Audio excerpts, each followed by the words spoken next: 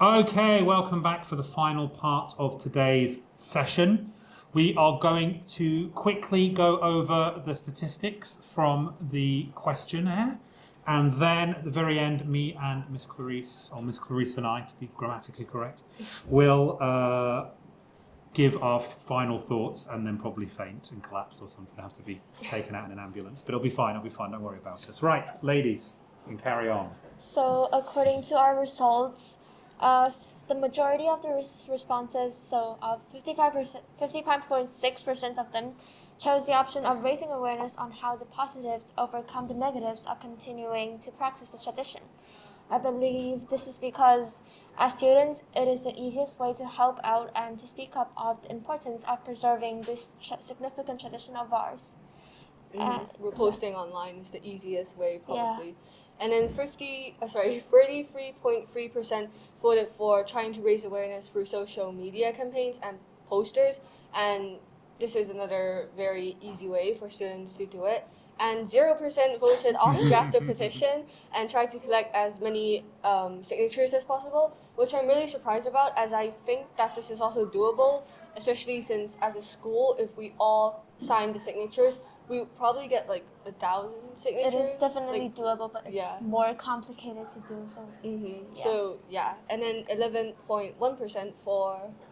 They chose to attend workshops that allow you to learn the strategies to produce neon lights, and to continue to practice this tradition by being one of the producers. And I believe this is because it interests most of the people who chose this option, because it's actually quite interesting to learn how to make a neon light, as it is one of the most important traditions of Hong Kong. So it would definitely be so interesting to know how to make it.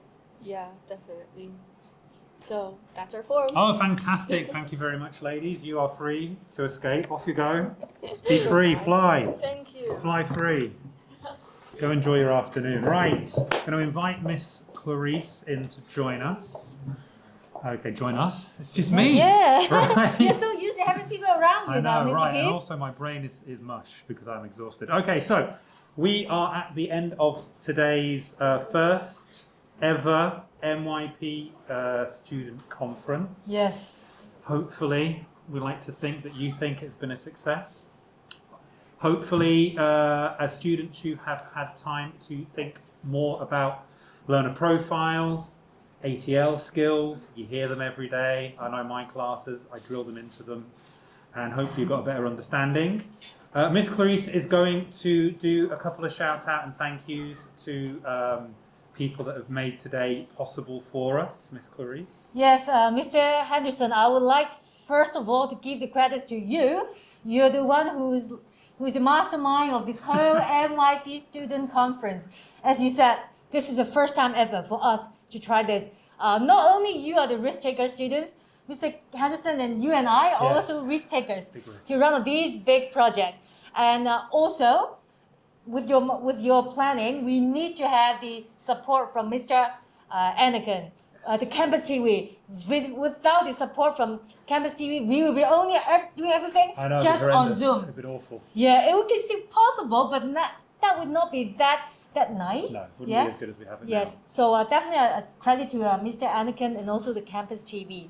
Yes. And other than that, we have wonderful students preparing for all the CP presentations. And again, we have Mr. Julius here. He spent a lot of time, supporting students for the community projects throughout the year, and also all the supervisors. And today we have 4 wonderful teams presenting the CP projects. I would also like to give the credits to Mr. Julius as well as the 4 groups of wonderful students.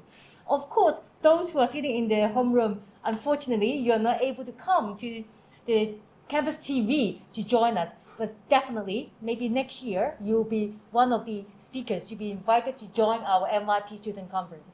And we hope that, Mr. Keith, we have more conferences to allow our students to be triggered in terms of the intelligibility, because as learner ourselves, we need to keep learning.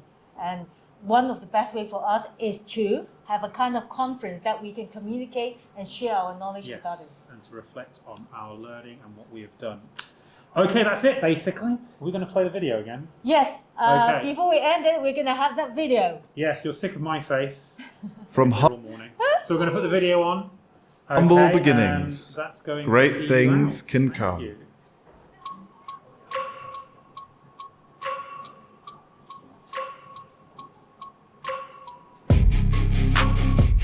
Even a young student, through many small actions, can begin to make big changes.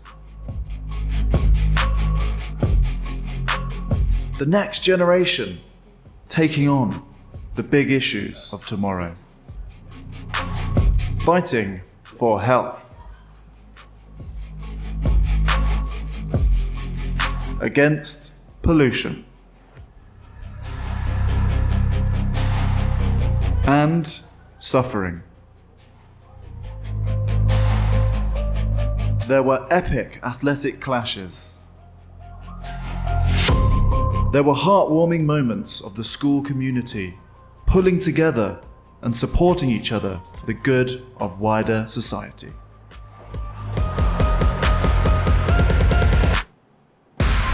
There were workshops inviting experts from around the city to share their experience and knowledge in the hopes of helping to create a better future.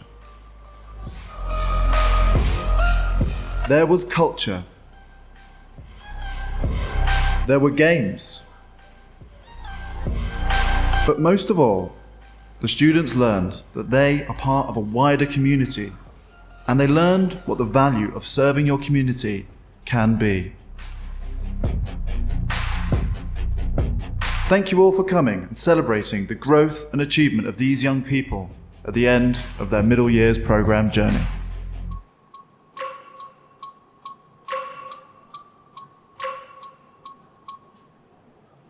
Okay, right, we'll just say goodbye. Thank you very much. And we shall hopefully see you next year. See you next year. Bye, bye-bye. everyone.